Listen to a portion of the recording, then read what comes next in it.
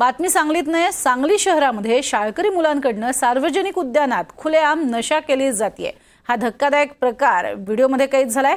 काही पालकांनीच शाळकरी मुलं सार्वजनिक उद्यानामध्ये बसून नशा करत असल्याचं चित्रीकरण केलंय, त्यामुळे हा प्रकार उघडकीस आलाय।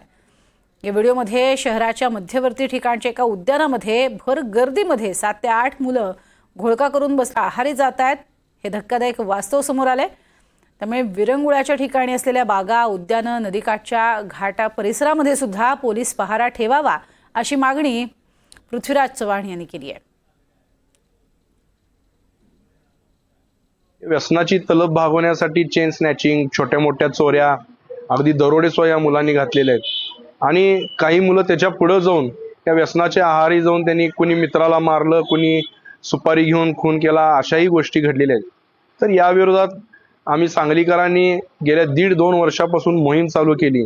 आमच्याकडे 50,000 सह्या आल्या होत्या आणि त्या सह्यांची मोहीम घेऊन आम्ही ते देशाचे गृहमंत्री अमित शहाजी, राज्याचे गृहमंत्री देवेंद्रजी यांच्याकडे पाठवलं। त्याचबरोबर इथल्या पोलीस स्टेशनच्या किंवा पोलीस अधीक्षक कार्यालयावर पण आम्ही 2-3 वेळा आंदोलनं केली।